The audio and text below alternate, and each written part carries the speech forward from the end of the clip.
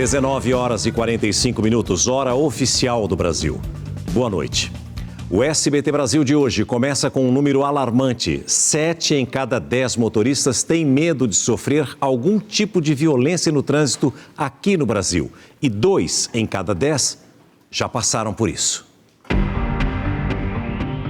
No trânsito das grandes cidades, é comum vivenciar uma olhada torta, levar uma fechada de um motociclista ou ver um carro que se aproxima demais no sinal. Cada movimento desperta um alerta. É o medo real, medo que cresce nas ruas do país. Uma pesquisa mostra o tamanho dessa insegurança. 7 em cada 10 motoristas temem ser vítimas de alguma violência. E, infelizmente, mais de 20% já passaram por isso. 400 pessoas foram ouvidas. A segurança, na verdade, ela é sensação.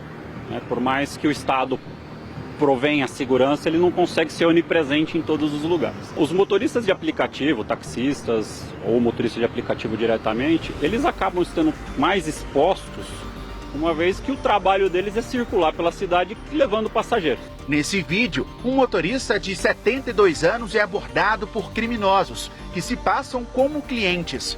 A imagem não mostra, mas em poucos minutos, a dupla espanca e quase mata o motorista.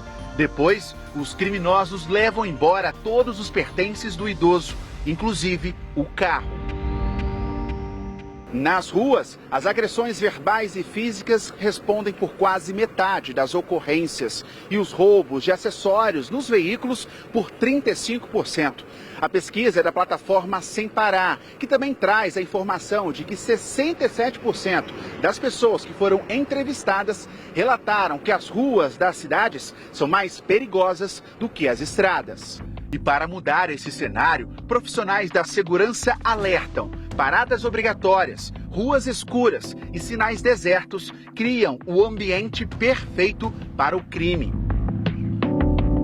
Da mesma forma que a gente acaba se precavendo para evitar qualquer tipo de risco maior, infelizmente aqueles que estão para delinquir, eles estão procurando também os pontos de vulnerabilidade dentro da cidade para que cometam os crimes. Para quem vive na rua, o medo faz parte da rotina. O taxista José Lopes carrega 30 anos de experiência, mas também uma história que não sai da cabeça. O irmão dele desapareceu exatamente no mesmo ponto de táxi onde o colega foi abordado dias atrás. Veja o caso do seu Manuel que ocorreu no nosso ponto aqui. Ele foi assaltado, os bandidos tiraram ele como morto, porque bateram nele até quebraram clavícula, costela, fundamento no crânio e toda a situação que ele passou. Ele só está sujeito porque ele tem um convênio um pouco bom. Nós estamos sujeitos a tudo, entendeu?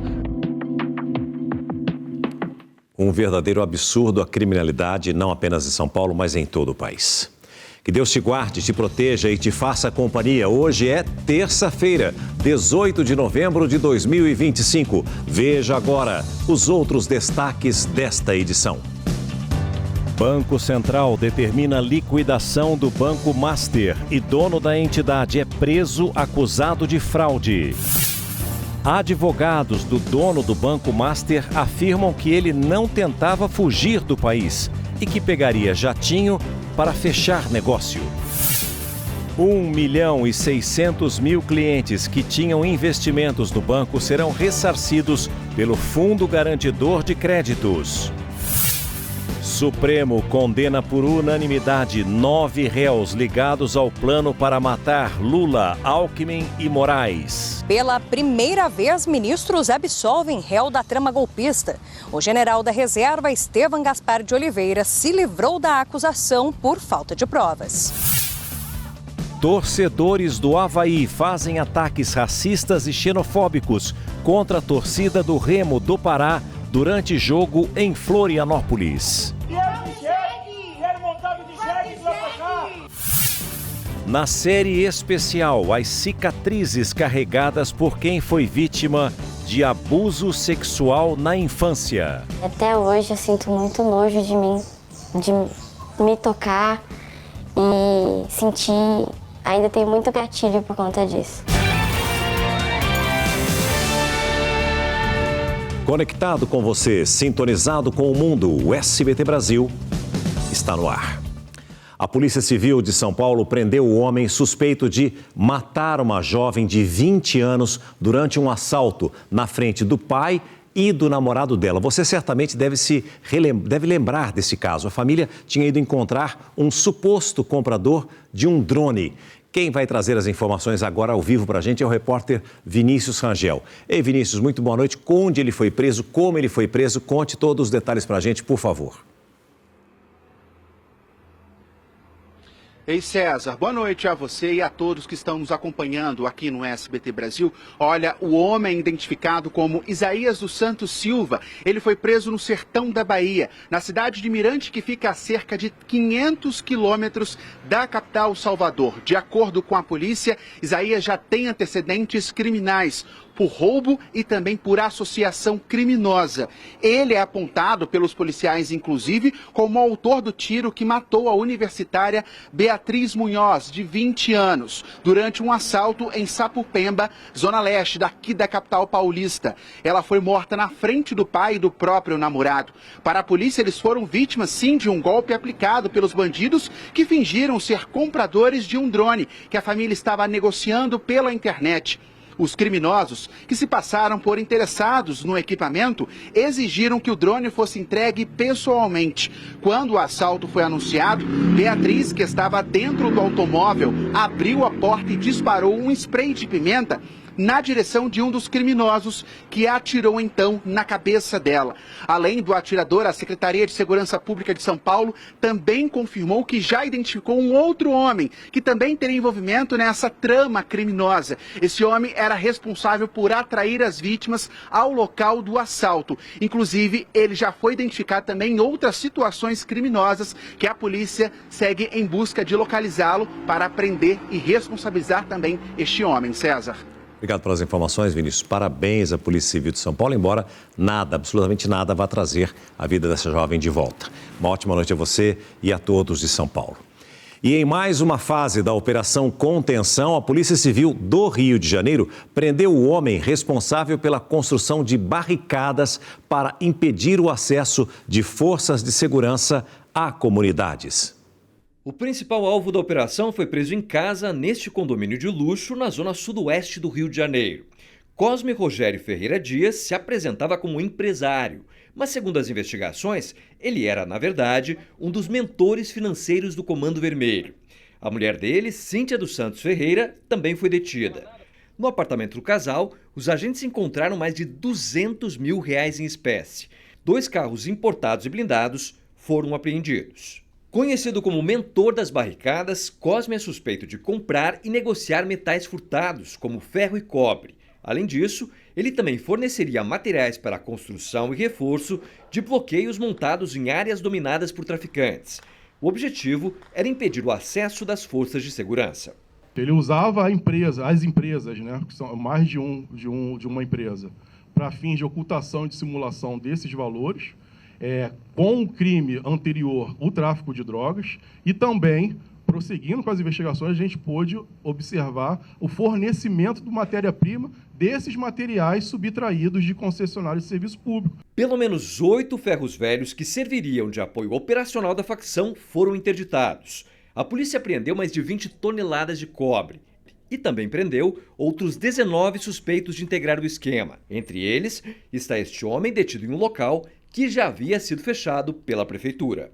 De acordo com a polícia, as empresas de reciclagem investigadas eram usadas para lavar o dinheiro do tráfico de drogas aqui no Rio, em São Paulo e Minas Gerais. A justiça determinou o bloqueio de R$217 milhões de bens e valores dos investigados. A Polícia Civil já fez grandes operações em cima dos grandes recicladores, das 6 maiores aqui do estado, prendendo todos os receptadores, todos os responsáveis, em menos de 2 semanas estavam na rua. Não adianta nada a gente desarticular financeiramente a organização criminosa se ela, atrás da barricada, ela continua explorando o território, dominando o território, extorquindo o morador.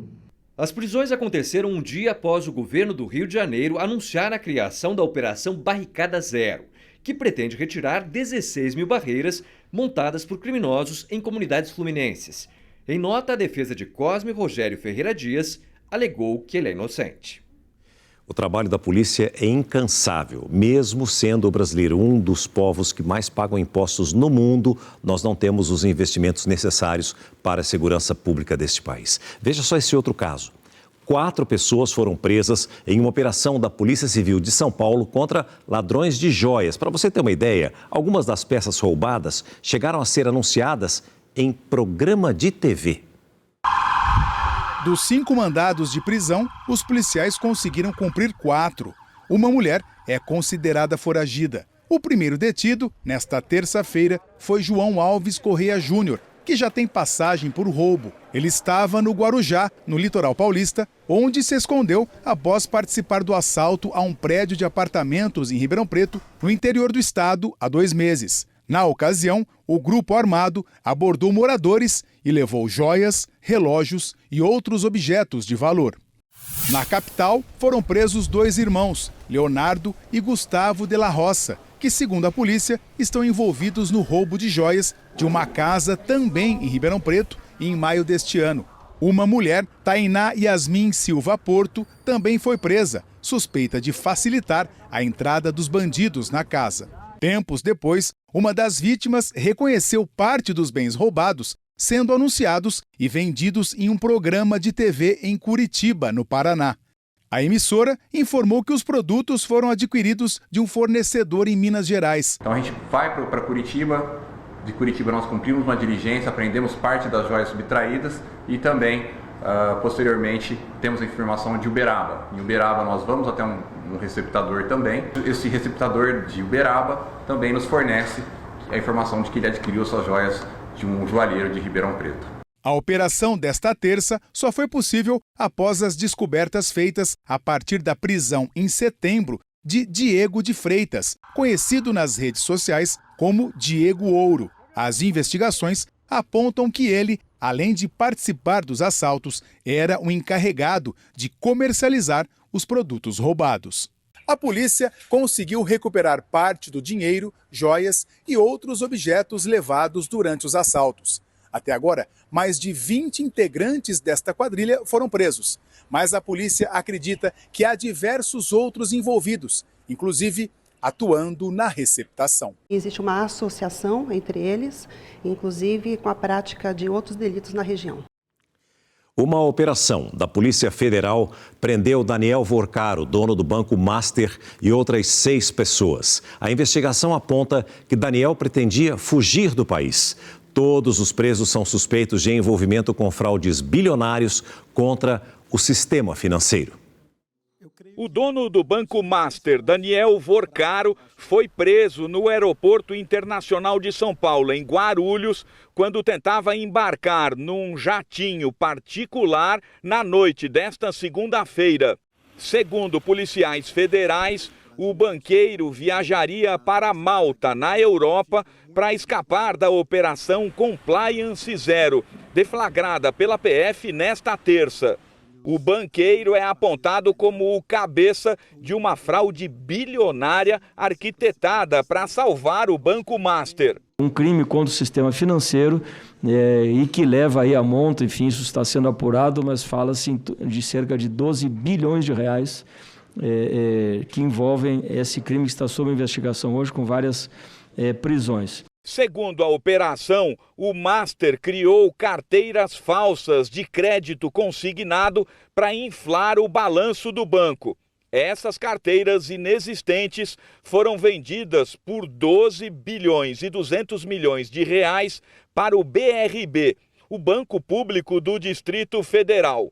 O negócio chamou a atenção do Banco Central e o Master apresentou documentos falsos para justificar a operação, que foi rejeitada pelo Banco Central em setembro deste ano. Por ordem da Justiça Federal de Brasília, o presidente do BRB, Paulo Henrique Costa, foi afastado do cargo. O próprio governador Ibanez fez hoje a troca, já indicou um outro nome, e aquilo que tiver que ser apurado, será apurado. Além de Daniel Vorcaro, foram presos preventivamente os seguintes diretores do Master: Luiz Antônio Bull, Alberto Félix de Oliveira, Ângelo Antônio Ribeiro da Silva e Augusto Ferreira Lima, ex-diretor executivo do banco. Na casa dele foram apreendidos R$1.600.000 em dinheiro.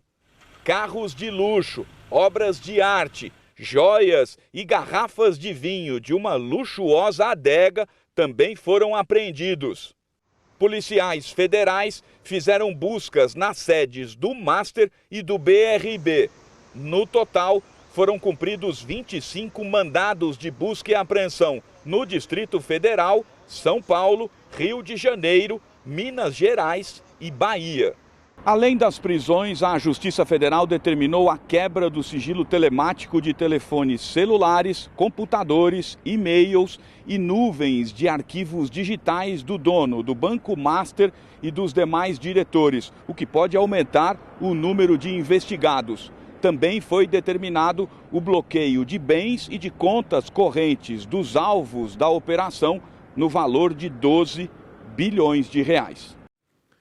A defesa de Daniel Vorcaro informou que ele anunciou a venda do Banco Master ontem e que o voo tinha Dubai como destino final, onde ele se encontraria com os compradores do banco. Nós não localizamos as defesas dos outros citados. E logo após a operação da Polícia Federal, que apurou as fraudes no Master, o Banco Central determinou a liquidação extrajudicial da instituição financeira. Mas o que isso significa e o que acontece com quem tinha investimentos no banco? Confira. A liquidação extrajudicial é o passo mais extremo que o Banco Central pode tomar contra uma instituição financeira. É a decisão de encerrar imediatamente todas as atividades do banco, depois de apontar falhas graves e risco à segurança do sistema. A partir desse momento, a instituição é retirada do mercado e passa por uma intervenção do BC. Todos os contratos em andamento são considerados vencidos e as ações judiciais ficam suspensas. Já as dívidas de quem tomou empréstimo do banco, como crédito consignado ou vencimentos do cartão de crédito, ficam mantidas. Então, é uma interrupção das operações e agora começa aquele processo de análise que há de ativos, né? E quais são os credores e como esses credores poderão ser reembolsados. A partir daí, entra em ação o chamado Fundo Garantidor de Créditos, o FGC. Criada em 1995, a Associação Sem Fins Lucrativos prevê o pagamento de garantias em caso como o do Master. Assim, o FGC é responsável por ressarcir os clientes do banco, até o limite de R$250 mil por CPF ou CNPJ. Quem tinha, por exemplo, R$200 mil investidos e 70 mil para receber em rendimentos, terá acesso a até R$250 mil. O valor que ultrapassar esse limite deve ser solicitado no processo de liquidação, quando o Banco Central levanta todos os ativos da instituição. O Fundo Garantidor de Crédito foi essa instituição, né, esse seguro coletivo onde o sistema financeiro todo participa em depósitos para que esse fundo tenha um certo montante para socorrer clientes de bancos que venham a ser liquidados, né? Então, esse Fundo Garantidor de Crédito serve para isso. O Fundo Garantidor estima que o Banco Master tenha 1.600.000 clientes com depósitos e investimentos elegíveis ao pagamento da garantia. O valor total chega a aproximadamente 41 bilhões de reais, cerca de 1/3 do que o fundo tem em caixa. Esse será o maior resgate da história do FGC.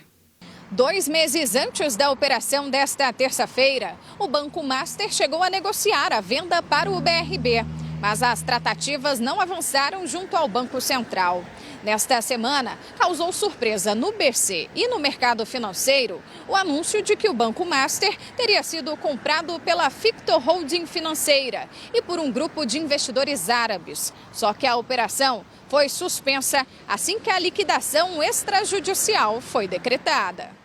A analista de política Raquel Landim chega mais uma vez com informações exclusivas aqui no estúdio. Raquel, muito boa noite. Como eu disse para você, seria a primeira de muitas participações e parece que você vai estar sempre conosco aqui. Seja muito bem-vinda mais uma vez ao SBT Brasil. Boa noite, César. É um prazer e uma honra estar aqui com você sempre. Olha, quando é que começaram as suspeitas de irregularidades no Master? Porque a gente ouve a notícia assim, parece que foi de uma hora para outra que isso aconteceu, não é? Isso já vem vindo de algum tempo ou não?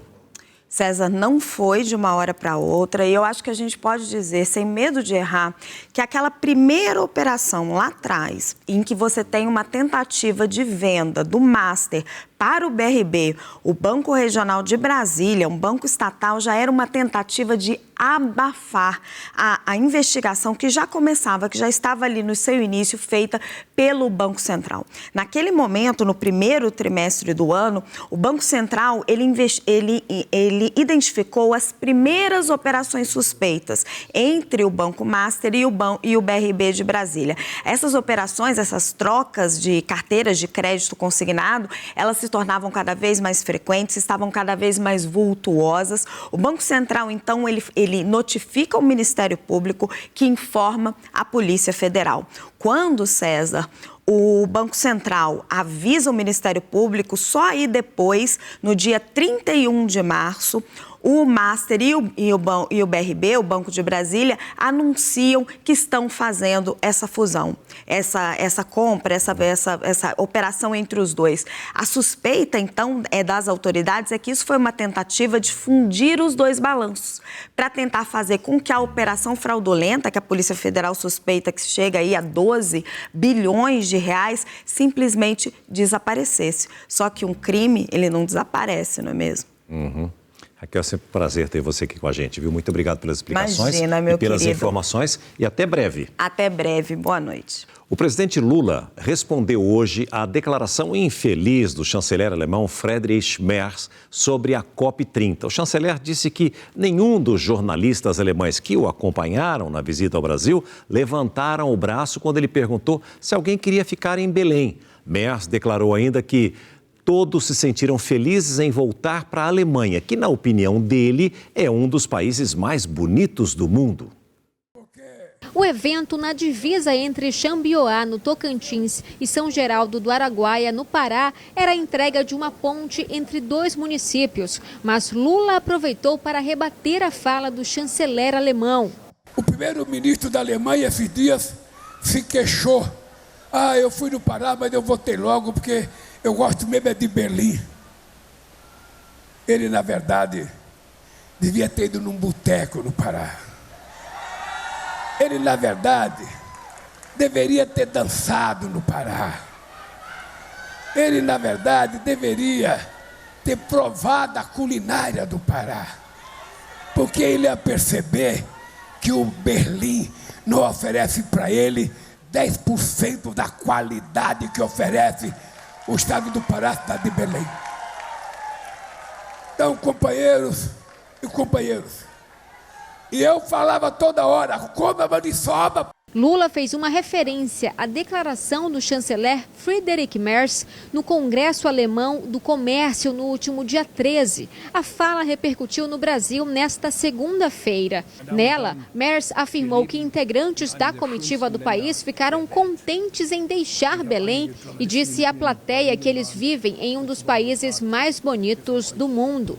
Depois da repercussão negativa entre as autoridades brasileiras, o ministro do Meio Ambiente alemão, Carsten Schneider, postou uma foto em uma rede social ao lado de um pescador, com uma mensagem em português dizendo que o Brasil é um país maravilhoso, com um povo acolhedor e lamentando que não poderia ficar mais tempo após a COP. Em um tom mais agressivo, o prefeito do Rio de Janeiro, Eduardo Paz, chamou o chanceler de, abre aspas, filhote de Hitler, vagabundo nazista, fecha aspas. Depois, apagou a postagem. Afirmou que foi um desabafo e saudou a amizade entre o Brasil e a Alemanha. Nos bastidores, a reclamação do chanceler alemão pegou parte da diplomacia de surpresa e foi avaliada como preconceito por autoridades locais. Fontes ouvidas pelo SBT disseram que a comitiva do país europeu ficou muito bem alojada na capital paraense. E havia dúvidas sobre quais aspectos da passagem por Belém foram considerados negativos pela comitiva alemã. Nesta terça-feira, as Nações Unidas, em parceria com o governo brasileiro, lançaram uma pesquisa de satisfação sobre o evento para todos os participantes. Enquanto isso, os negociadores da conferência devem passar mais um dia em reuniões até tarde da noite, em busca de consensos. Nesta terça, foi apresentado o primeiro rascunho do texto final da COP30. Alguma coisa sobre financiamento vai aparecer, até porque isso faz parte dessas concessões, né? O que não está claro ainda é em que termos. Mas que a gente deve ter alguma sinalização sobre financiamento é muito possível, principalmente para adaptação, que é uma demanda que os países em desenvolvimento estão pedindo com bastante força. Também nesta terça, integrantes do consórcio Amazônia Legal, que reúne os governos de 9 estados brasileiros, apresentaram uma carta com vários compromissos, entre eles o de desenvolver uma agricultura sustentável. Geração de empregos, sustentabilidade das pessoas que moram na Amazônia, segurança alimentar, o fortalecimento dessa assistência técnica rural, dessa agricultura de baixo carbono, entre tantas outras agendas que a gente precisa transformar. E agora, 20 horas e 18 minutos pelo horário de Brasília, nós vamos direto até Belém falar com a nossa enviada especial, Suane Guerreiro, que vai contar pra gente. Suane, qual que é a expectativa com relação à chegada do presidente Lula para esses dias finais aí da COP30? E será realmente que essas propostas vão destravar com a chegada do presidente? Conta pra gente, uma boa noite. Essa é a pergunta de milhões, não é, César? Muito boa noite a você, a quem nos acompanha, mas sem dúvida a expectativa é grande em torno da vinda de Lula, tanto da diplomacia quanto de especialistas. O quebra-cabeça está tamanho em relação a essa agenda que a programação de amanhã ainda não foi divulgada, mas ainda há pouco o presidente da COP30, o embaixador André Corrêa do Lago, ele disse que essa agenda deve incluir também encontros e reuniões com grupos de negociadores. A agenda está sendo fechada em conjunto com essa presidência da COP30. Então a expectativa é realmente grande, uma aposta de que Lula possa ajudar a destravar esses temas como o do financiamento que nós mostramos nessa reportagem. E também, ainda há pouco, o embaixador e presidente aqui da COP30 comentou sobre essa fala do chanceler alemão. Ontem nós pedimos um posicionamento da presidência da COP, não tivemos. Hoje ele fez essa manifestação, disse que tem muita coisa boa sendo dita sobre Belém, inclusive citou também as delegações e, abre aspas, disse assim: nós não temos que ligar para isso, nós estamos acima disso. César, volto com você. Eu concordo, nós estamos realmente acima disso tudo. Obrigado, Suane, uma ótima noite a você, a todos de Belém, no Pará, toda a região norte. Nosso muito obrigado pela audiência, que todas as noites é enorme aí na região. Muito obrigado mesmo. Me permita agora te fazer uma pergunta. Hoje pela manhã você tentou acessar algum aplicativo, sites de sua preferência, teve alguma instabilidade na internet? Olha, sabe por que eu estou te perguntando isso? Porque uma falha técnica nos serviços de nuvem de uma empresa que oferece infraestrutura de acesso à internet tirou do ar o acesso a milhares de sites, aplicativos e serviços, não apenas aqui no Brasil, mas em todo o mundo. Logo no começo do dia, muita gente foi pega de surpresa. E já começou um burburinho ali dentro do WhatsApp, né? Muitos questionamentos sobre ferramentas como Canva, o próprio ChatGPT estavam fora do ar, né? Além desses, o X, antigo Twitter, parou de exibir postagens. No ChatGPT, os comandos não eram processados. O problema afetou também outros sistemas, como plataformas de serviços gráficos e aplicativos de relacionamentos. Imagina uma empresa, né, que fatura milhões, né, de reais por mês em faturamento com uma hora sem sistema. Essa parada de 1, 2, 3 horas impacta em alguns milhões, né, no seu faturamento. O problema foi causado na Cloudflare, uma empresa que funciona como um intermediário entre o usuário e o site, filtrando ataques, reduzindo falhas e tornando o carregamento das páginas mais rápido. A empresa usa uma rede de servidores espalhados pelo mundo para entregar o conteúdo que, via de regra, é armazenado mais perto de cada usuário. Quando a Cloudflare tem problemas, muitos sites e serviços param de funcionar ou ficam instáveis ao mesmo tempo. Segundo a Cloudflare, a pane foi causada por um pico de tráfego incomum em um de seus serviços às 8h20 da manhã, horário de Brasília. O problema já foi resolvido. A empresa informou que todos os sistemas voltaram a operar depois de cerca de 4 horas. Para as grandes companhias, a instabilidade pode significar muito mais do que uma queda momentânea. As interrupções podem custar, em média, cerca de $9 mil por minuto. O Luiz cuida de uma plataforma de inteligência artificial para a previsão de demandas de produtos para diferentes setores, como alimentos e agronegócio. A falha logo apareceu na tela do computador. Daí nós ficamos meio que de mãos atadas, porque nós não podíamos trocar de fornecedor por um problema que teoricamente é temporário. O gestor em tecnologia da informação alerta. Isso pode acontecer de novo? Pode já estar acontecendo agora, inclusive. O presidente Lula sancionou hoje uma lei que proíbe o uso da linguagem neutra na elaboração de textos de órgãos e entidades da administração pública do país. São palavras como todes e amigues, por exemplo. Além disso, a lei estabelece parâmetros para tornar os comunicados do governo mais simples e acessíveis aos brasileiros. Escrever frases curtas e optar por palavras de fácil compreensão, sem estrangeirismos, estão entre essas orientações. Você já foi vítima de ladrão de celular? Sabe por que eu estou te perguntando isso? Porque 7 aparelhos são roubados por hora apenas aqui na cidade de São Paulo. E a polícia enfrenta um verdadeiro desafio: desarticular um polo de receptação. Bem no centro da capital paulista, uma rua apelidada de Ninho dos Celulares continua servindo de base para o armazenamento e a venda de aparelhos roubados. Foi pela geolocalização que esta mulher, que prefere não se identificar, conseguiu descobrir onde estava o celular dela que foi roubado. Eu fui procurar a localização do meu celular, ela ainda estava ativa e ficou andando, primeiro perto da Praça da República, bem próximo da praça, e depois na rua Guaianazes. A Rua Guaianazes foi batizada informalmente de Ninho de Celulares. É para cá que os aparelhos roubados são trazidos para configuração, desmonte e revenda por parte dos criminosos. Muitas operações policiais focam neste endereço.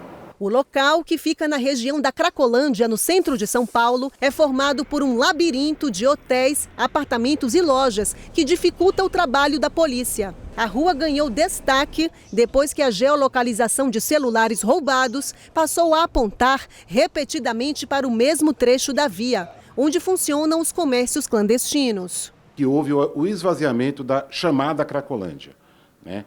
Essa região era uma região que havia realmente muitos usuários, mas de maio para cá eles não estão mais aglomerados. O que é interessante frisar é que, fazendo um comparativo com os dados de 2022, essa diminuição foi de 65%. No início deste mês, por exemplo, uma das fases da Operação Guaianazes resultou na interdição de 8 estabelecimentos comerciais. Uma pessoa foi presa, mas de 300 celulares foram apreendidos. Mesmo assim, a Rua Guaianazes continua como ponto de receptação, porque além da dificuldade física de um amaranhado de lojas, os bandidos estão cada vez mais tecnológicos. Nós conseguimos identificar um comércio aqui, um escritório, onde ele fazia uma verdadeira montagem de celulares, produtos de furto e de roubo. Ele tinha programas nesse local onde ele desbloqueava o celular e conseguia, inclusive, cancelar o e-mail do celular. A partir desse cancelamento, infelizmente, a gente perde o rastreio desse aparelho. De acordo com a Secretaria da Segurança Pública de São Paulo, operações constantes na região central da capital paulista reduziram em 13% do ano passado para cá o número de roubos de celulares na cidade de São Paulo. Só o programa SP Mobile, que rastreia celulares com queixa de roubo ou furto, ajudou a polícia a recuperar mais de 12 mil aparelhos. Mas mesmo assim, entre janeiro e setembro deste ano, mais de 46 mil aparelhos foram roubados só na cidade de São Paulo. Uma média de 7 aparelhos por hora. Ter cautela na rua, ao andar, não atender em qualquer local e, digo mais, sendo furtado ou roubado, registrar o boletim de ocorrência. Parece que falar com a polícia ou não é a mesma coisa que nada, é só para você ter um registro caso no futuro tentem aplicar um golpe no seu nome, mas que a polícia vá de fato fazer algo, eu não sinto essa segurança, sabe? Sobre o roubo citado na reportagem, a Secretaria da Segurança Pública de São Paulo informou que o boletim de ocorrência não registra a localização do aparelho e que é fundamental que a vítima inclua essa informação ou comunique à delegacia. Em relação à dificuldade de coibir a receptação na Rua Guaianazes, a Secretaria afirmou que as operações policiais e investigações vão continuar na região.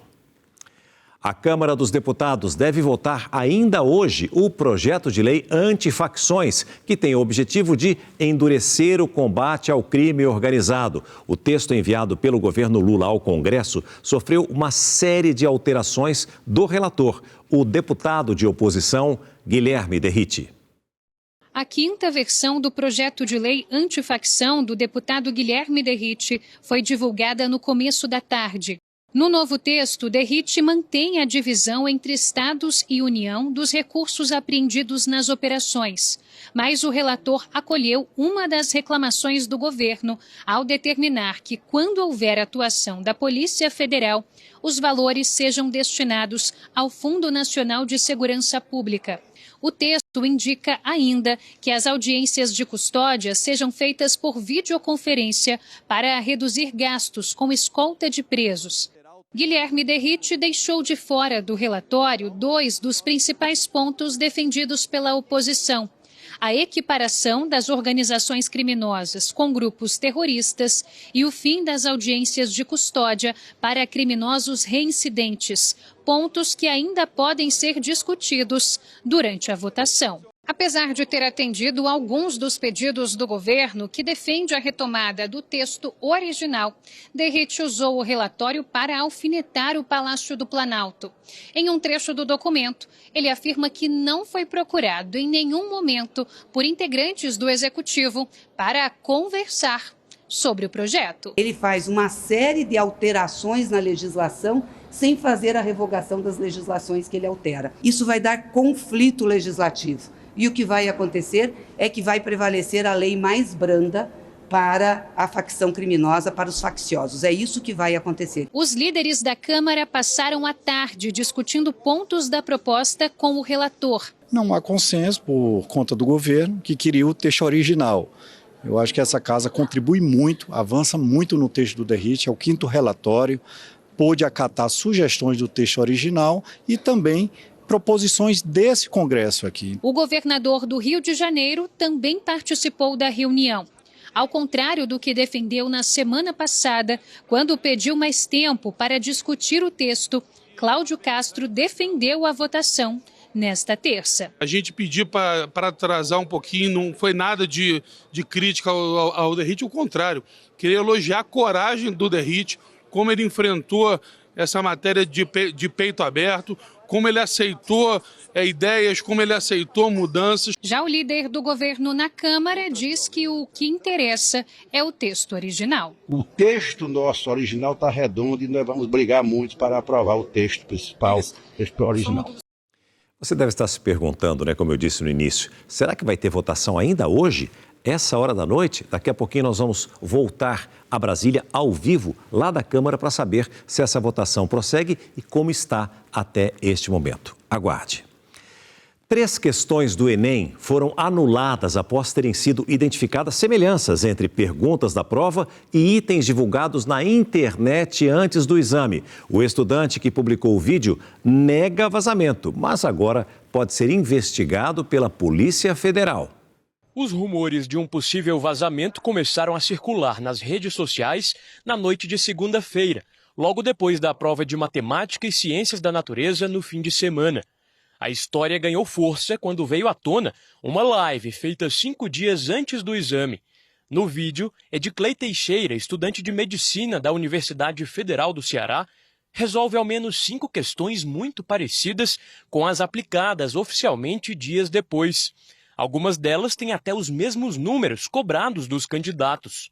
Nesta questão sobre fotossíntese, por exemplo, pouca coisa muda entre a versão da live e a versão oficial, aplicada no Enem. Algumas das alternativas são as mesmas. Ediclei se apresenta nas redes sociais como professor e consultor do Enem. Mantém uma plataforma online e diz usar técnicas de memorização e análises de padrões para prever questões. Neste vídeo, ele voltou a negar qualquer vazamento.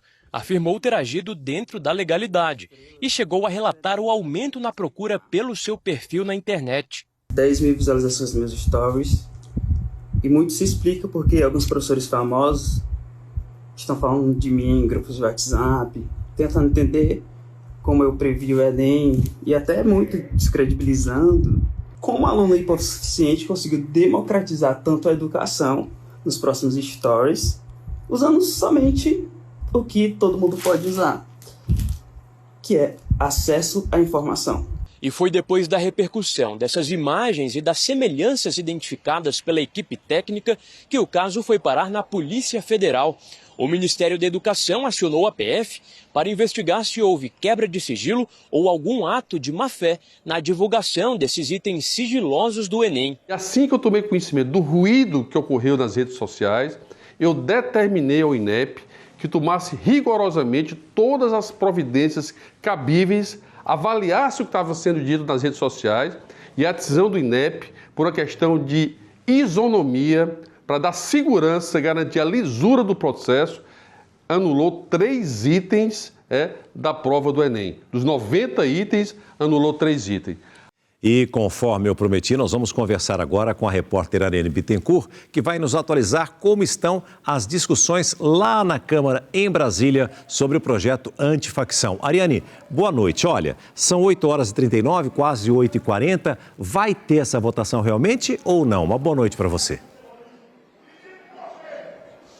Vai ter, viu, César? Boa noite a você também, a todo mundo que está nos acompanhando. Há pouco, os deputados rejeitaram um requerimento que adiaria essa votação e rejeitaram outro requerimento que propunha a retomada do texto original do governo. Então, agora, eles já estão discutindo o substitutivo aprovado pelo relator Guilherme Derrite, que, inclusive, após o 5º relatório, acabou trazendo aqui para o plenário uma 6ª versão do seu parecer. Bom, o plenário está mais vazio do que o habitual, isso porque, em razão da COP30, boa parte dos deputados participa à distância. O governo segue descontente com o último relatório de Derrite e, assim como a oposição, vai apresentar destaques ao longo desta votação para tentar retomar alguns pontos do modelo original, inclusive aquele que resgatava a destinação dos recursos das operações à Polícia Federal e outro que incluía o tipo penal facção criminosa na lei. A oposição também segue mobilizada por aqui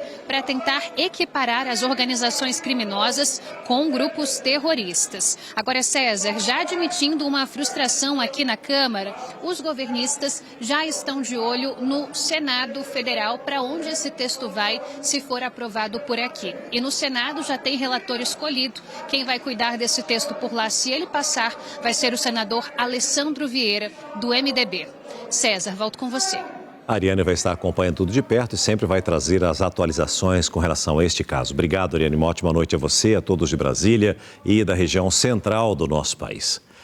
A primeira turma do Supremo Tribunal Federal condenou 9 integrantes do núcleo dos Kids Pretos, acusados de tentativa de golpe de Estado. E, pela primeira vez, absolveu um réu, um general que, segundo a denúncia, fazia parte do grupo responsável pelas ações operacionais da trama golpista. O relator Alexandre de Moraes votou pela absolvição total do general da reserva Estevam Gaspar de Oliveira, ex-chefe do Comando de Operações Terrestres do Exército. Ele era acusado de ter concordado em participar do plano de golpe após se reunir com o ex-presidente Jair Bolsonaro em dezembro de 2022. As provas eram diálogos entre o delator Mauro Cid e outros réus, elementos considerados insuficientes. Em que pese fortes indícios da participação do réu Estevam Caos Teófilo Gaspar, não é possível, eu entendo não ser possível, condená-lo com base em 2 provas diretamente produzidas pelo colaborador premiado. Ao descrever a atuação de cada um, Moraes considerou que os atos cometidos pelo coronel Márcio Nunes Júnior e o tenente-coronel Ronald Ferreira Júnior se encaixam nos crimes de incitação e associação criminosa, tipos penais de menor gravidade do que os apresentados na denúncia, como o de golpe de Estado. Pelas penas fixadas serem inferiores a 4 anos, o relator ainda sugeriu um acordo com a Procuradoria-Geral da República previsto em lei. Assim, caso os réus admitam a culpa, eles devem cumprir medidas alternativas, como a prestação de serviços comunitários. Em relação aos outros 7 réus, 6 militares e 1 policial federal, Moraes foi favorável à condenação pelos 5 crimes denunciados, entre eles o de golpe de Estado. As penas fixadas variam entre 16 e 24 anos de prisão. Nesta terça, o STF também publicou os acórdons, documentos que registram os resultados finais dos julgamentos dos recursos apresentados pelos réus do Núcleo 1, o crucial da trama golpista, que tem entre os integrantes o ex-presidente Jair Bolsonaro. Esta fase processual permite que os advogados protocolem uma segunda leva de recursos às condenações. O prazo será encerrado na próxima segunda, dia 24. As penas só começarão a ser cumpridas após o esgotamento dos recursos. Nesta terça, Jair Bolsonaro, que cumpre prisão domiciliar no condomínio onde mora em Brasília, recebeu a visita do senador Magno Malta. Jair Bolsonaro nem tem medo de papuda.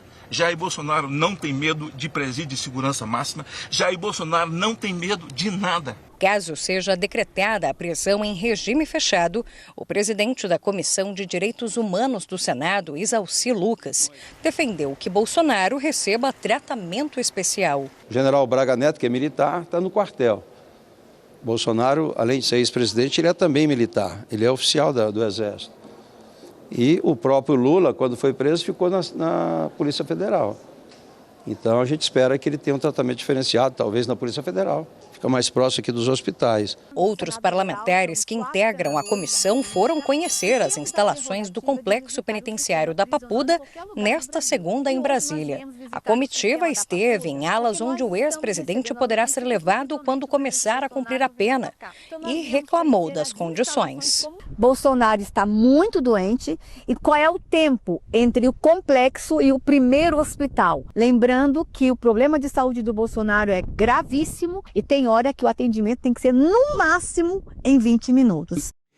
20 horas e 45 minutos, hora oficial do Brasil. Agora tem a apuração. Vamos falar dos bastidores da capital federal. O presidente Lula descartou indicar o senador Rodrigo Pacheco para o Supremo Tribunal Federal. Em uma conversa reservada, disse inclusive que já tem um nome definido para a Suprema Corte. O repórter Murilo Fagundes traz toda essa apuração para a gente, ele que entende dos bastidores de Brasília e vai contar tudo para a gente. Aliás, Murilo, já era para ter sido divulgado o nome desse futuro ministro, não é verdade? Uma boa noite para você. É verdade, viu, César? Alguns dias de espera, né? Uma ótima noite a você e a quem nos acompanha. Olha, César, o presidente Lula esteve reunido com o Pacheco aqui mesmo em Brasília e disse que, apesar do apoio que o nome dele vem recebendo, já tem uma escolha definida para o Supremo Tribunal Federal. O nome, claro, é de Jorge Messias, advogado-geral da União e integrante do governo Lula. Nessa conversa reservada, segundo eu apurei, Lula disse que gostaria de contar com Rodrigo Pacheco nas eleições do ano que vem, para a disputa do governo de Minas Gerais. Mas escutou do senador que ele pretende encerrar sua vida pública depois deste mandato de senador. A decisão, porém, de Pacheco ainda não está tomada e depende de uma conversa com seus aliados políticos. César, a classe política aqui em Brasília e até ministros do STF defendiam que o presidente Lula indicasse Rodrigo Pacheco para o STF. Mas tudo indica então que Lula não vai ceder a esses pedidos e vai mesmo indicar o nome de Jorge Messias para o Supremo Tribunal Federal. O presidente segue agora por uma agenda extensa de viagens, passa em Belém, na COP30, São Paulo, depois participa do G20 na África do Sul e vai para Moçambique, ou seja, só volta para Brasília na semana que vem. César. Obrigado pelas informações. O Murilo conhece bem os bastidores de Brasília, está sempre atualizando o telespectador do SBT Brasil com relação a todas essas informações. Obrigado, Murilo. Uma ótima noite a você e a todos da capital federal. Um casal de idosos foi atropelado por um motociclista no município de Serra, no Espírito Santo. O homem morreu e a mulher ficou gravemente ferida. O suspeito empinava a moto quando provocou o acidente. Ele está foragido. José Geraldo Torres tinha 82 anos. Morreu após ser atropelado por um motociclista em Serra, na Grande Vitória. O atropelamento do casal foi provocado por uma imprudência que foi registrada por câmeras de segurança. José Geraldo é este de camisa azul. Estava atravessando a rua quando o motociclista passa pela avenida, empinando uma moto. É o chamado grau. O motociclista passa e a moto vai direto em José Geraldo. Este rapaz que conduzia a moto chegou a se esconder em um restaurante que fica aqui perto, mas ele ficou com medo e teria fugido daqui do local. O José Geraldo morreu na hora. A mulher ficou bastante machucada. Primeiro foi levada para um hospital público e depois transferida para um hospital particular, onde passou por uma cirurgia. A avenida é sinalizada, mas nada disso impediu o acidente. Quem frequenta o bairro Porto Canoa afirma que é comum motociclistas cometendo imprudências. Seu Divino, inclusive, já mudou de casa por causa do barulho. Tem 6 meses que eu mudei daqui. Muito barulho de moto, muita empinação de moto à noite, incomodando as pessoas e trazendo risco para a sociedade da Serra. Dona Luísa também anda assustada e pede mais fiscalização. Esses motoqueiros, parece que eles não têm coração. Eles acham que a rua é só deles e de mais ninguém. Eles não importam se tem crianças, se tem idosos, se não respeita ninguém. E se nós não tivermos penas severas contra essas pessoas, nós vamos continuar tirando a vida de muitos inocentes no nosso país, infelizmente. O Congresso dos Estados Unidos aprovou hoje a abertura do caso Jeffrey Epstein, que envolve um dos maiores escândalos sexuais do país. Donald Trump vinha criticando a liberação de documentos, mas mudou de postura e agora decidiu apoiar. A nossa correspondente em Washington, Patrícia Vasconcelos, traz todos os detalhes. Muito boa noite, Patrícia. Que arquivos exatamente são esses que serão liberados? Conta tudo pra gente. Boa noite para você. Boa noite, César. Conto, claro. Olha, são documentos detalhados sobre as investigações desses casos que tratam de denúncias de abusos sexuais e também violência sexual contra menores, casos a partir do ano 2000. César Epstein foi um empresário de Nova York. Ele foi condenado por crimes sexuais em 2019, foi preso e morreu na prisão. A polícia, à época, concluiu que Epstein tirou a própria vida. Alguns arquivos sobre a investigação desse caso já foram divulgados, mas democratas, deputados do partido que faz oposição a Donald Trump, defendiam a liberação de todo o conteúdo da investigação desses casos, afirmando que o nome do presidente Donald Trump consta destes arquivos. Essa pressão, César, cresceu ainda mais recentemente com a liberação de e-mails nos quais Epstein teria sugerido que Donald Trump teria conhecimento desses casos envolvendo meninas e, segundo ele teria passado algumas horas com uma vítima. Donald Trump nega envolvimento em qualquer crime, afirma também, César, que nunca teve envolvimento pessoal com Jeffrey Epstein, apesar de ter frequentado alguns eventos sociais nos quais ele estava presente. César. Obrigado pelas informações, Patrícia. Uma ótima noite para você aí em Washington, nos Estados Unidos. Eu chamo a sua atenção agora para esses números. Mais de 150 mil denúncias de agressão foram registradas no país no último ano pelo Ministério das Mulheres. Um novo caso chega às autoridades a cada 3 minutos. Fátima precisou recomeçar depois de 38 anos de um casamento marcado pela violência.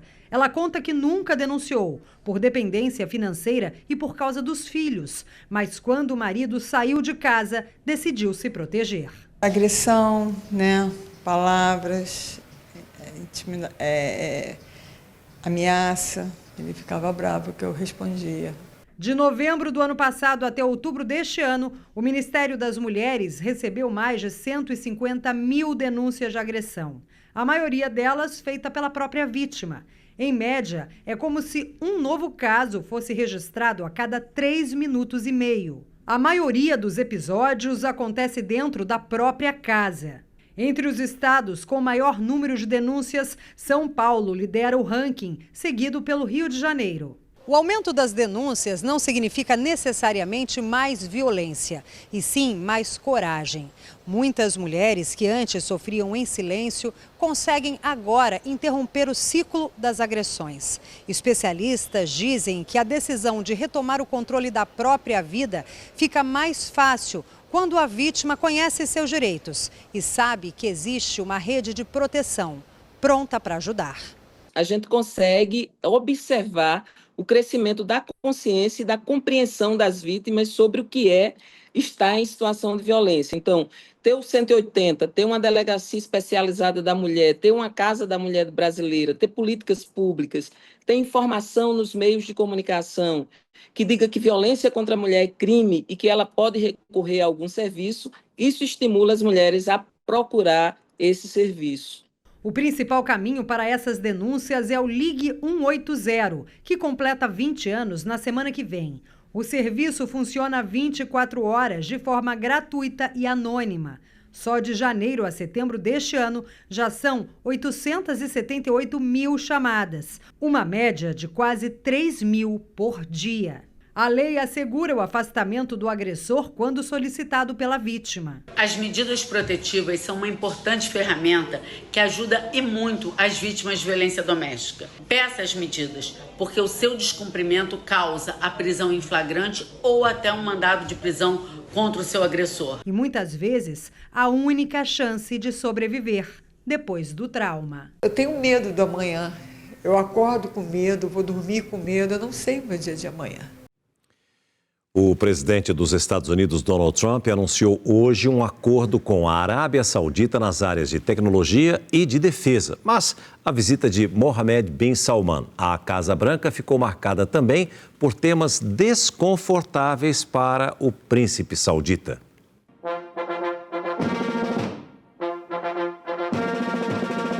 O assunto principal para Donald Trump era sobre as parcerias econômicas e militar entre americanos e sauditas. Mas o príncipe Mohammed bin Salman foi questionado sobre um tema que continua sensível entre os dois países: o assassinato do jornalista Jamal Khashoggi em 2018. A inteligência americana concluiu que o senhor orquestrou o assassinato brutal de Khashoggi. Por que os americanos devem confiar no senhor? Perguntou a repórter. Trump tomou a palavra e disse: notícia falsa, ignorando relatórios do próprio país e da ONU que sugerem envolvimento de bin Salman em autorizar o crime. Jamal Khashoggi trabalhava para o Washington Post e escrevia sobre os casos de violência da monarquia saudita contra jornalistas. Ele foi esquartejado depois que entrou no consulado do país árabe na Turquia. Sobre o jornalista, foi doloroso para nós na Arábia Saudita. Demos todos os passos certos na investigação e melhoramos o nosso sistema para que não aconteça de novo, disse Mohammed bin Salman. Sobre os negócios entre os dois países, Donald Trump anunciou um acordo na área de defesa e disse que os Estados Unidos vão expandir a venda de chips para a Arábia Saudita. Em contrapartida, os sauditas concordaram em investir $1 trilhão nos Estados Unidos. Segundo a Casa Branca, o dinheiro vai ser destinado a novas fábricas e investimentos diretos em Wall Street. A Arábia Saudita também tem um papel importante na negociação do acordo de paz para Gaza. O príncipe saudita disse que é preciso garantir a existência de dois estados, o que contraria o governo de Israel. O plano de paz proposto por Donald Trump foi aprovado nesta segunda-feira no Conselho de Segurança das Nações Unidas. A proposta autoriza a entrada de uma força internacional para garantir a segurança do território, devastado durante a guerra. Olhos coçando, vermelhidão e lágrimas em excesso. Sintomas que poderiam ser confundidos com uma gripe ou resfriado, mas que acendem um alerta. Isso porque podem também caracterizar uma outra doença bem mais séria. É que voltou a preocupar todos os médicos, a conjuntivite. Uma doença que praticamente desapareceu na pandemia, voltou com força total este ano nos estados do sul e sudeste do país. A conjuntivite. Pessoas infectadas apresentam inflamação na conjuntiva, o tecido que recobre a parte branca dos olhos, chamada esclera.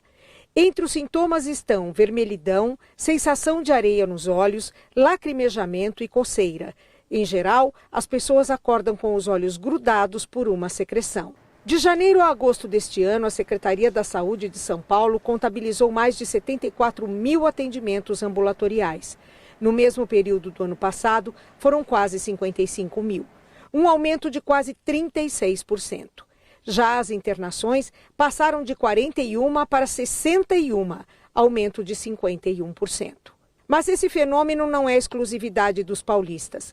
Porto Alegre registrou 47% de aumento nos casos de conjuntivite em 2025 e Caxias do Sul, no interior gaúcho, 37%. Na época da pandemia, o que a gente pôde observar foi uma redução drástica do número de conjuntivite, porque as pessoas estavam muito mais preocupadas com a higienização da mão. E a outra questão também é a questão climática. Esse ano teve uma questão muito mais seco, né? Então as partículas virais ficaram mais tempo no ar e isso também contribui para a infecção. Pior do que ter uma conjuntivite é ter duas seguidas. Foi o que aconteceu com a Rúbia, que teve uma reinfecção.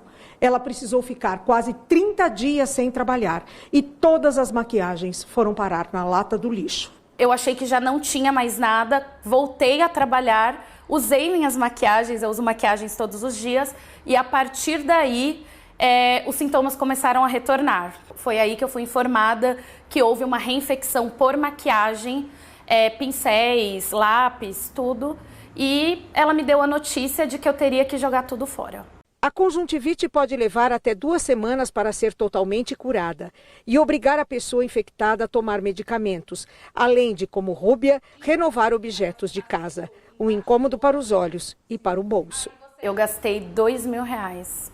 R$2.000, em torno de R$2.000 e ainda os colírios, os remédios e também um shampoo específico que ela pediu para eu usar. Altamente contagiosa, a conjuntivite pode ser transmitida pelo contato com secreções ou objetos contaminados. Então é super importante a gente lembrar que quem tem algum sintoma, mesmo que tenha, hoje acordei tossindo mais, usa máscara, porque muitas vezes é um início de uma virose que pode ser disseminada pelo ar. Foi preso em São Paulo um homem condenado a mais de 70 anos de prisão por estuprar a filha e as enteadas no interior paulista. Para que você tenha uma ideia, só no ano passado foram quase 90 mil crimes desse tipo aqui no Brasil. O maior número já registrado na história. Uma violência que muitas vezes acontece dentro de casa. É o que você vê agora no segundo episódio da série Infância Roubada.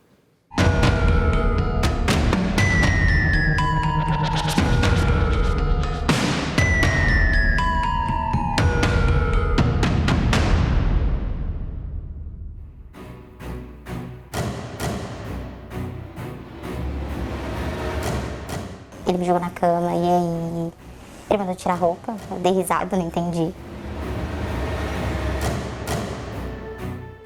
Ele estava com um violão, meus sonhos que eu queria, mostrou o violão, pegou o lubrificante e mostrou para mim. Você vai ganhar isso em troca disso. 2 irmãs, 2 infâncias interrompidas pela violência. Não conseguia sentar para brincar, não via graça naquilo. Aquilo para mim não tinha mais graça. Ele matou uma parte minha, ele matou a minha infância, ele matou a criança que existia dentro de mim. A mãe nunca havia desconfiado do companheiro com quem tinha sido casada por 9 anos. Aparentemente ele era um excelente pai. Ele convivia na escola, né? Então, tipo, ele estava presente em tudo. Se era Deus no céu, isso é uma terra. Reginaldo de Souza Santana, 43 anos. Não abusou apenas das 2 enteadas. Violentou a filha biológica também, quando a menina tinha apenas 7 anos. Quando ela saiu do banho, ela falou assim pra mim: o papai não fez nada.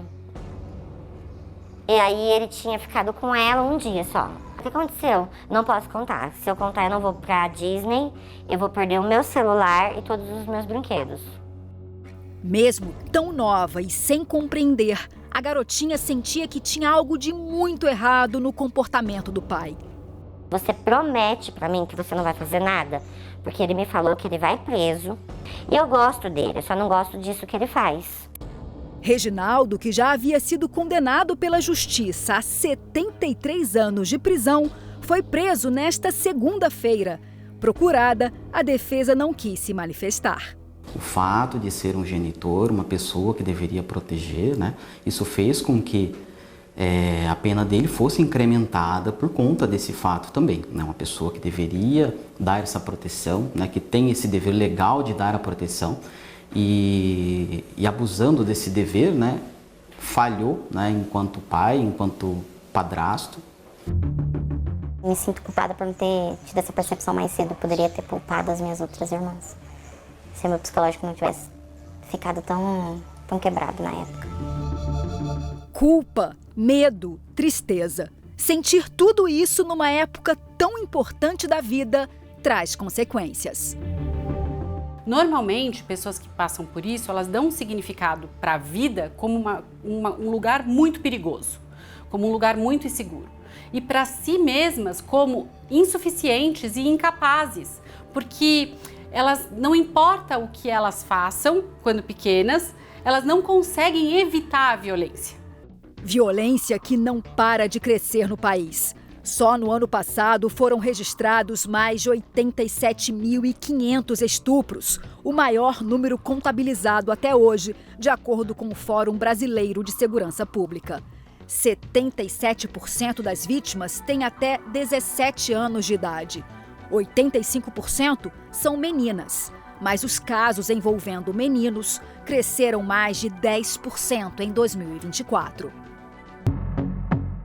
O dado que mais impressiona é que 6 em cada 10 vítimas tinham 13 anos ou menos, segundo o estudo. A maioria dos estupros contra crianças e adolescentes acontece aqui, dentro de casa. Os abusos são cometidos geralmente por algum familiar ou vizinho. São pessoas que se aproximam, ganham a confiança e cometem o crime, muitas vezes sem levantar suspeitas.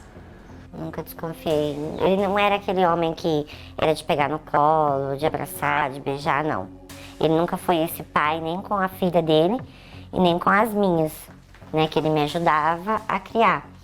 Esse tipo de crime também costuma passar despercebido quando é cometido no mundo virtual. O Brasil ocupa a 5ª posição entre 51 países com mais denúncias de abuso sexual infantil na internet. Em primeiro lugar está a Bulgária, seguida do Reino Unido, Holanda e Alemanha. Aqui no país, entre as quase 77 mil denúncias anônimas recebidas entre janeiro e julho deste ano, mais de 49 mil são crimes cibernéticos. Infelizmente, a gente sabe que as crianças, os adolescentes têm entrado nas redes sociais mais cedo. Então, isso gera uma exposição maior.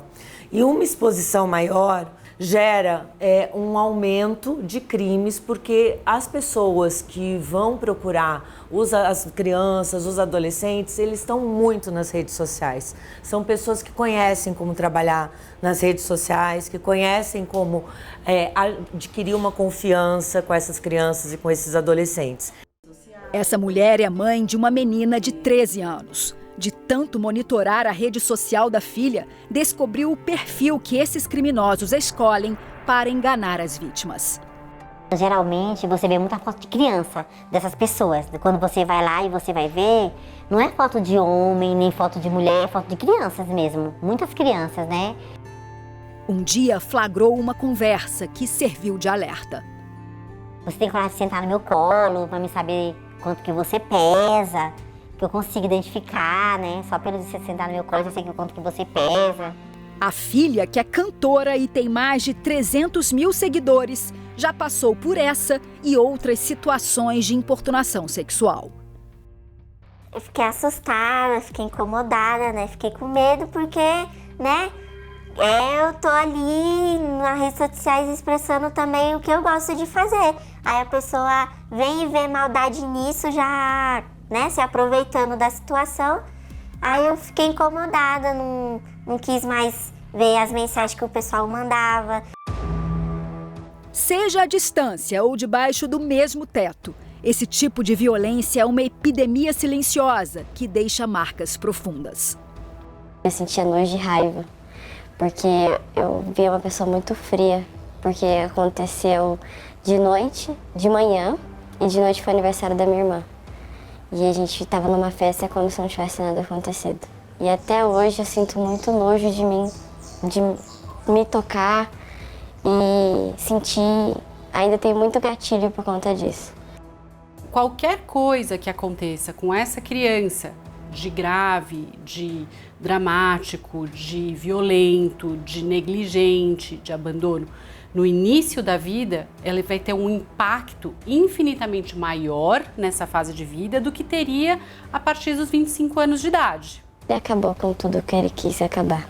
Com a vida da minha mãe, com a vida das minhas irmãs, com a minha vida. Amanhã você vai ver que a infância também pode ser roubada por outro tipo de violência. Nesse momento aqui, 3 soldados do tráfico de drogas. Você não tem pai nem mãe. Nem pai, nem... Por esse motivo você não pensa em sair?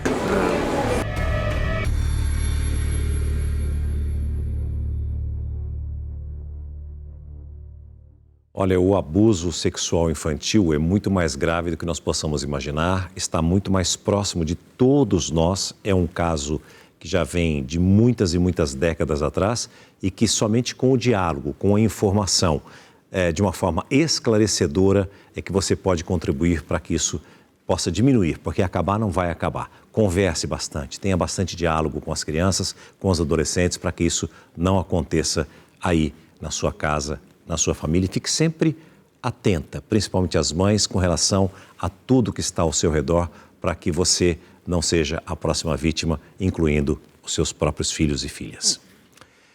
Torcedores do Avaí foram flagrados realizando ataques racistas e xenofóbicos contra a torcida do Remo durante uma partida entre as duas equipes em Florianópolis. O vídeo viralizou rapidamente. Gastou o salário pra vir, agora vai embora a pé. Pobre aqui não fica. Nele é possível ver a torcedora, identificada como Ana Costa do Avaí, direcionando insultos a torcedores do clube do Remo. Em um determinado momento, ela faz ataques racistas aos torcedores adversários. A situação ocorreu durante o confronto das duas equipes pela Série B do Campeonato Brasileiro no último final de semana em Florianópolis. A Polícia Civil de Santa Catarina, através da Delegacia de Repressão de Racismo e Delitos de Intolerância, instaurou um inquérito para apurar o caso e punir os envolvidos. Todos serão identificados e responsabilizados. Não vamos permitir que condutas como essa ocorram em nosso estado, sobretudo em estádio de futebol. O Ministério Público de Santa Catarina informou que instaurou um procedimento para investigar o caso. Em nota, o Avaí repudiou o comportamento da torcedora. O clube afirmou estar colaborando com as autoridades competentes e adotará medidas internas. Nas redes sociais, o Clube do Remo também condenou os atos e afirmou que a situação não pode ficar impune. A defesa da torcedora Ana Costa divulgou uma nota afirmando que o registro não retrata quem ela é e que esta seria uma resposta a insultos anteriores não registrados em vídeo. Querem comer? Quer comer? Tá com fome? Ali tem a comidinha de graça. No último amistoso do ano, a seleção brasileira ficou apenas no empate contra a Tunísia. Em Lille, no norte da França, a Tunísia parecia jogar em casa. A imensa maioria da torcida era africana. Na seleção brasileira, Carlo Ancelotti fez 3 alterações em relação à equipe que venceu o Senegal no fim de semana. Bento entrou no gol, Wesley na lateral direita e Caio Henrique na esquerda. Empurrada pelos torcedores, a Tunísia partiu para cima e o Brasil tinha dificuldades para sair jogando. Após uma falha no meio-campo, os tunisianos apostaram na velocidade. Masturi abriu o placar.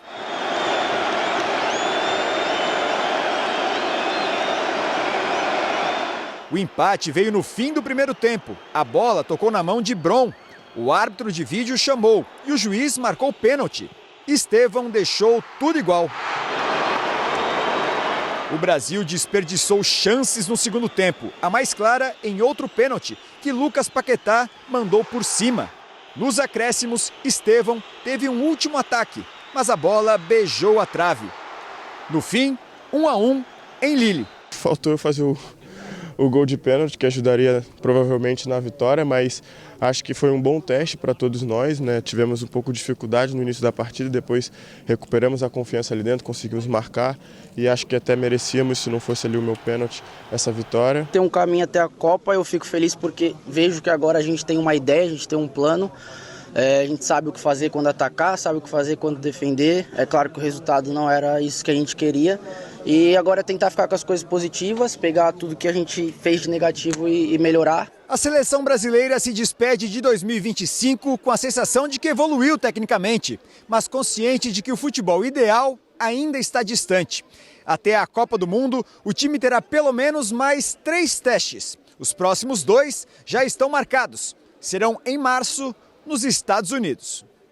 E agora voltamos a falar da COP30. Um grupo de mulheres que vive em uma das maiores favelas sobre palafitas do país faz sucesso na conferência no Pará. Na beira da Baía do Guajará, falta saneamento básico, água potável, mas sobra força de vontade. O dia mal clareou quando elas já caminham pelas pontes de madeira para mais um dia de trabalho, em uma das maiores favelas de palafitas do Brasil. E é daqui, da Vila da Barca, que 24 mulheres estão mostrando para o mundo o sabor da Amazônia. Elas são responsáveis pela preparação dos alimentos das delegações da Suíça e do Reino Unido durante a COP30. Elas fazem parte do projeto Cozinha Periférica. A Embaixada da Suíça no Brasil foi quem apoiou a ideia para valorizar a cultura alimentar amazônica e fortalecer a economia local. O embaixador no Brasil, Hans-Peter Mock, visitou a comunidade e participou de um encontro com as chefes de cozinha. Cremos que este projeto é útil para as mulheres que têm a oportunidade de beneficiar dessa formação. A Isa estava há 5 anos desempregada e enxergou no projeto a chance de ganhar dinheiro e aprender mais com os temperos amazônicos. Essa mistura aqui é uma base para um sanduíche natural vegano, que hoje em dia nós sabemos já fazer, aí a gente já coloca em prática. Tem o que aí? Aqui tem feijãozinho branco, alface, pepino, aí tem um molho que a gente faz na base de pasta de amendoim, com melado de cana. A necessidade virou oportunidade internacional. O embaixador da Suíça, ele adora a nossa comida. Todos os eventos que a gente faz para a Suíça, ele elogia muito, ele sempre diz que está muito gostoso.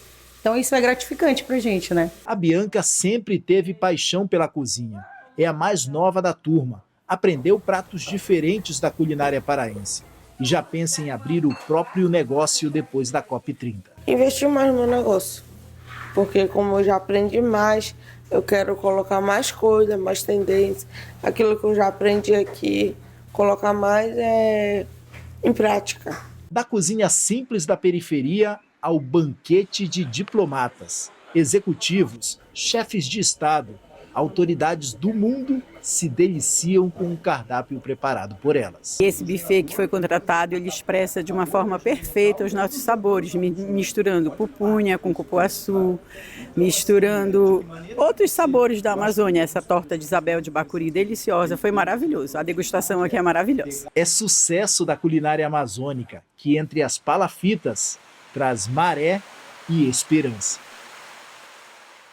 Você fica agora com a novela Amar. Muitíssimo obrigado a você que liga e se liga todo dia, o dia todo, junto com a gente aqui no SBT. Uma noite de terça-feira abençoada para você e até amanhã, 7:45 com mais um SBT Brasil. Até lá!